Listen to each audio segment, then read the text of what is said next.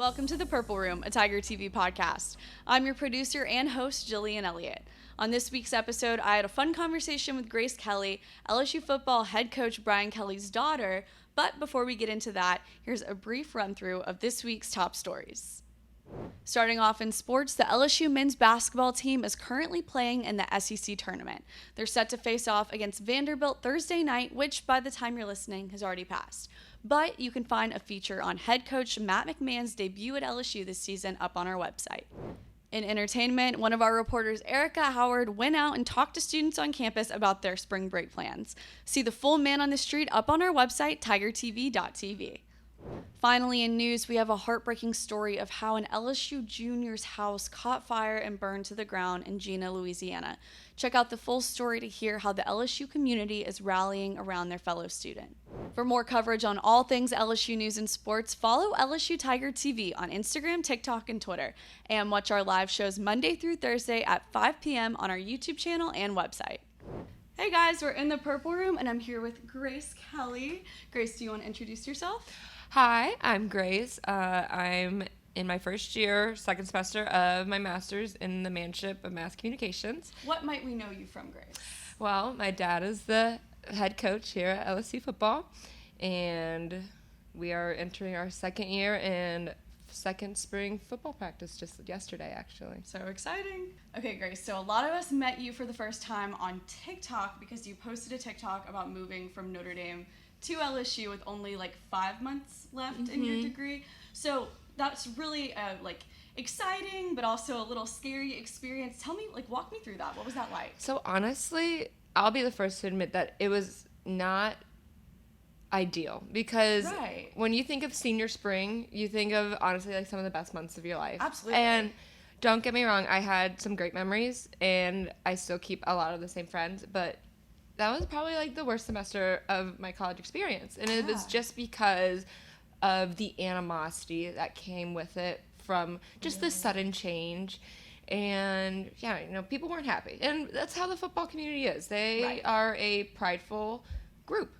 And you can't appease everybody. But I learned that staying in on Friday, Saturday nights is not that bad. As long as you're with your one or two good friends who are going to be there for you no matter what, it was going to be fine. Yeah, I wish I could say that I was surprised that was your experience, but, I have watched the football community growing up, and it can be brutal, but you did still graduate from Notre Dame. Yes, I graduated with a master's in political science and television. We have a FTT, which is film, television, and theater. Oh. So my concentration was in television, and then my political science was my extra, so I had a BA. I originally was going to do a minor, and then we were like, we'll just double it up. We'll just do both. But the other thing was Notre Dame didn't have a communications major, which kind of stunk for what I wanted to do. And I was like, I need something on my resume that says I did communications in some shape or form. And so when I saw that LSU had such a prestigious MA for Mass Comm, I was like, this is just the perfect opportunity. The stars are aligning. January, February rolled around after he took the job, and I was like, oh my gosh, what am I going to do with my life? And I just saw this program. I even saw that they had a joint JD program with it. And I was like, why would I not take that opportunity? And I'm so glad that I did. It's been a lot of hard work, and I've been vehemently challenged here, but in the best way possible, and I'm so glad I'm pursuing what I'm doing. LSU, that was one of the deciding factors on why I chose to come to LSU was because of Manship and our mass communication program. It's really good. Of course I have to say that because we're Tiger TV, but I mean it. I really do mean it. So what is your favorite part of LSU so far, or Louisiana? What has been surprising to you moving here? Because have you been here before you moved? Never. Oh, my never goodness. stepped foot. I think I've been to Texas, but I'd never stepped foot in the state before November 30th. Okay. And I have to say, the people, when you say Southern hospitality, you guys are not joking. No. You guys are sweet inside and out and just have the heart of gold. And everyone was just so welcoming. There was nobody with closed. Everyone was open-armed and just wanted us to feel welcomed and felt like home. And truth be told, I'd never even knew what a crawfish boil was before I got here. Okay, we'll show you. And at first I thought there was this, this tight-knit culture, which truly there is, but for sure. they wanted us to be a part of it. And I think that made this transition at least somewhat easier, because no one was abrasive to the idea of us being here. Everyone wanted us here, and that made such a difference, just coming in and feeling welcomed. Good, especially coming from such a big change. I'm happy Absolutely. that helped it at least a little bit. Is there anything that you haven't liked about Louisiana or LSU? I know the weather is a little warm. I was just about to say, this humidity can it's chill not out. Great. And past week, the pollen, what is really that? bad. And I have bad allergies, and I wake up and my car is covered in like yellow, and I'm like, oh my god. I know. I try to do a good job about washing my car, and I went the other day. I got a Benny's pass Gotta get the just Benny's for that. pass, and it's already like yellow again. I Yep, have a white it car. took 2 days. It's awful. So I obviously have to ask about your outfits. You share your outfits on TikTok, especially on game days. Where's your inspiration coming from? We see a lot of Queen of Sparkles. We love Queen of Sparkles. Mm-hmm. Tell me about it. So, something that I told myself when I was coming to Louisiana was I did want to participate in just that Southern charm. I was going to ask, was it a new thing with the SEC? Absolutely. I was so outside my comfort zone this entire football season, just because I would never wear something like this. I am a t-shirt and tennis skirt kind of gal. And I met Jamie, who runs Queen of Sparkles, and she, it was for the New Orleans game, so I hadn't talked to her yet, and I went to the New Orleans game against Florida State, and I had that yellow sparkly Queen of Sparkles top, and I actually wore this exact skirt. And she messaged me, like, not even 2 weeks later. She goes, hey, I'd love for you to see the warehouse. Like, come check it out. And I went, and she set me up for the whole season. And Perfect. I didn't have to think twice, because I think, personally, Queen of Sparkles is the epitome of that Southern football. It's very much a hallmark of SEC game day. Exactly. And not only do they supply to LSU, but they charter to all SEC schools. Right. And it just almost made my wardrobe choosing easier, because I picked out God knows how much, and I had them set out for the rest of the season. Right. And it worked great for both me and Jamie, because Jamie loved that I was doing it, and I loved her stuff.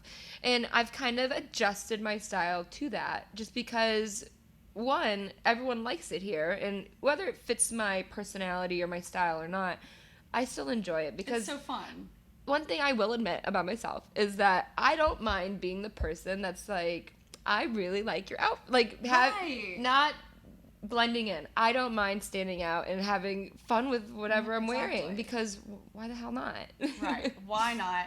No, I completely agree, especially because game day is such like a Southern culture thing. I mean, I know we have game days all across the country, all across the world. Everyone has their game day like traditions, but it's really something special here. So like, why not? Oh, and when I got here, like, the only thing I could really compare was Notre Dame and how they tailgated in their football experience, and it is like night and day. Right. Don't get me wrong, I love Notre Dame tailgates, but I would wear something like this. I'd wear a fun t-shirt, a ripped t-shirt, and maybe some jeans, and be comfortable. And that's just kind of the Midwest, how it is. Right. And then I got down here, and it's a fashion show. It is a fashion show. If you aren't wearing your white boots and maybe some glitter or some of those tailored design earrings, you're not standing out. It's not fun. And the other thing was Notre Dame tailgating. It basically happened in like the same spots, like all through campus. Okay. This is just through campus. No, this is just like Baton Rouge. Just tailgates. Yeah, absolutely. I grew up coming to LSU games, so I have tailgated all across campus, but now you can probably find me on the parade grounds. So, actually, I mean, it lends us right into my next question. Talk me through a game day with you. What does that look like? Is it scary? So, mine could be a little different than people anticipate. I try to stay as young as possible. So, you'll always see me tailgating. I've been at the parade grounds. Even though I'm not a sorority. She's been to the parade grounds. And I always try, so let's say it's a night game. I'm probably getting up. I hope it's always a night game. Preferably always night. But I'll wake up, get ready, and usually I'll meet at my parents' house. We usually have at least 20, 30 people coming in per game. It's always crazy. We're always hosting.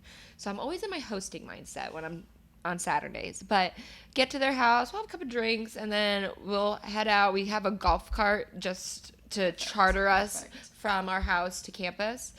And usually my first stop's parade grounds because gotta make the rounds. Gotta make the rounds, and then I'll walk from parade grounds down the street, and then we have a tent set up for the wives and coaches right next to Mike the Tiger, right behind the gift shop.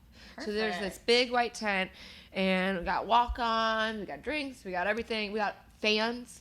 That is a huge part.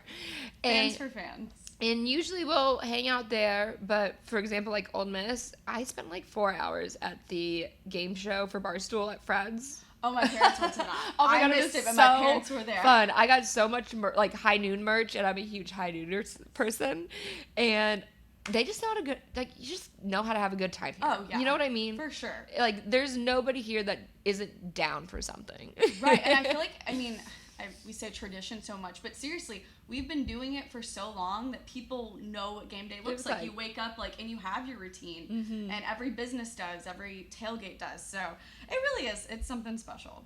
So that's on a positive note. On a little more of a negative note, the world of sports is really mean. Like there can be some scary times, and as the daughter of a head coach of a major athletic department, it can be, I'm assuming, a little scary sometimes. So how do you get any hate, and if you do, how do you deal with that? So I feel like I had to go back a little bit to figure out how I started to deal with it, because when I first, following my dad, he went from Cincinnati to Notre Dame, and that was 2009. I didn't have a phone, I didn't have social media. Right. And I moved to Notre Dame and kind of just started growing up there. And I grew up around people who knew who we were, who our family was, and still treated us normally because I was a kid. Yeah. And time goes on. I go to Notre Dame still as his daughter. And, there's blips here and there. People, oh, that's who you are, all this stuff.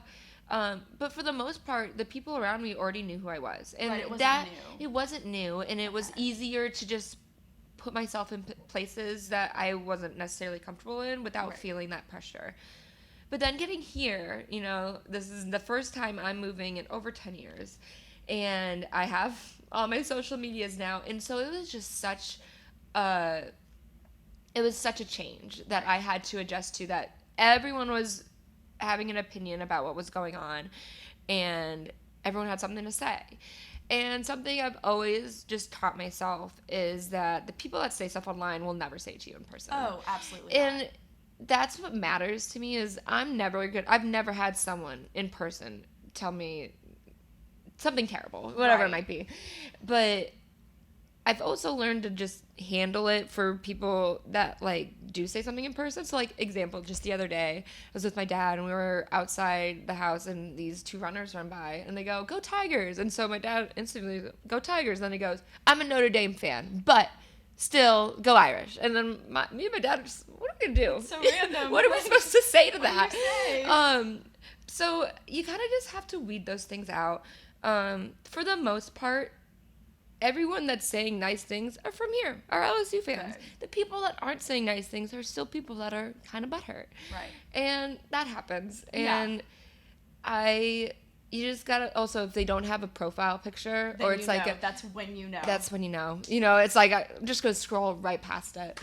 But also, it's not only a large community, it's a competitive community. Absolutely. And people always have an opinion of who's better, what's better, and what would work well. And unless they're in that position, I don't know, they've maybe been a coach somewhere, or they worked at a collegiate institution for football, they just don't... You don't really know what you're talking about. Right. And... people just drink the Kool-Aid, is how we like to say. If you're going to drink the Kool-Aid, there's no point in talking to you, because you guys just... I can't help you. I can't help you. Exactly. Right. Jules Dunn was on the podcast last episode, and she said something that was so good to me, and it was if you wouldn't take people's advice, so if I wouldn't take your advice, and you being in this industry, why would I take your criticism? Exactly. It's just irrelevant. It's the same, and it's truly the same thing. And I give them even more credit because that's just such a different limelight. Right.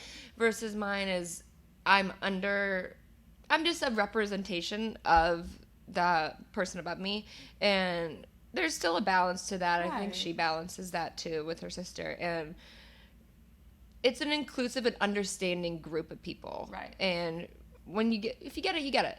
That's how I say it. You don't. You And in that case, you probably don't have a profile picture. And I'm probably not going to listen to you. Right. All right, so spring ball just started, and do you have any insights? What are you excited for next season? Like, how are we feeling? So, first of all, I think, this is my personal opinion, got a little spoiled last year just for how well we did in our first year. I don't think anyone was expecting that. I wasn't. I was so pleased with how I think everyone. And so I think there's also got to be some understanding that this is year 2. This is still building. This is still creating a program that we want to be the pinnacle of college football. Yeah, something sustainable. Something sustainable and something special. And I think a lot of that has to do with the mindset and the values that we're trying to shape LSU football to be. And for that, I'm so excited because we've got new coaches, we've got new GAs, we have so many new people on the staff, as well as returning, that really set a great culture in the football center. And it all starts with a cohesive unit on the football field and off of it. So if I'm going to say what I'm looking forward to, it's just how much different our determination is, because there's a goal to be met and there are people we're here to prove wrong. Right. And that's something I enjoy, is proving people wrong. And I think that's what's going to happen this year, and it's going to be really fun. I'm excited. I'm looking forward to it. It's my senior year. So we're going to give it a good season for my senior year. And technically it'll be my last year too. Right. So it's a win-win. Right. So what's next for you? Football aside, or football included, what's your future look like? So currently I'm working as a GA here at the vet school, which I love. So I do communications. I do news releases. I work on their social medias. I do their TikToks. Love their social media. And Mike the Tigers. That's my guy. I get to work with him a bunch, which is so fun. I was in his habitat literally yesterday. Oh my goodness. That's so exciting. But for me, I think I'm really leaning towards sports marketing and agencies. So CAA is a really big interest of mine. Dream job. I worked for NBC Sports. I interned for them last year in their golf programmings. And programming is fun, but I'm not a programmer. So we're going to go more advertising, marketing. But I see myself, through what I've been through in my life, being able to represent a corporation or a person marginally well. So in the dream job, LeBron James, I'll work for you. I'll represent you. But no, representing, especially with NIL now, just representing athletes as they're going into, from collegiate to professional, whatever it might be. But yeah, and if that leads me towards football, then so be it. But I also love stuff in operations for football. So there's directors of football operations, there's assistants, and that has to do with everything in between to get a football team to LSU to Alabama, traveling, hotels, buses. Like, there's still so many tiny details that people overlook and don't realize how much goes in to running a football program. But when you're around it so much, you know the ins and outs, and I wouldn't necessarily need a degree in sports administration to know how that works. Right. That's something I think I can relate to in a mass comm degree too, and just communications in general, is that the opportunities are endless, and you bring your own experiences and the things that you've lived into it. And so when people say what's next, it's like, I don't know what's next, but it's really exciting to think about because it could be anything. And I think that's why I got so into marketing, is because that's constantly changing. Advertising is always changing. And I love watching how LSU athletics represents each sport differently. Yes. If you're looking at their social medias and you really analyze what they do, gymnastics highlights such different things. Like, they highlight their leotards, they highlight, their outfits, and that's a huge part of that sport. Right. Football, you're highlighting, the travel to it, the walk down the hill. Like, you're doing those different things. And I think once you get an eye for the marketing of sports, you hold all the power. Right. It's so intentional. Mm-hmm. Oh, everything. Everything is intentional. Well, follow Grace on social media. And Grace, thank you for coming into the Purple Room. Thanks for joining us in the Purple Room. We're releasing new episodes every other week on all of your favorite streaming services. So go subscribe and turn on your post notifications. I'll see you next time in the Purple Room.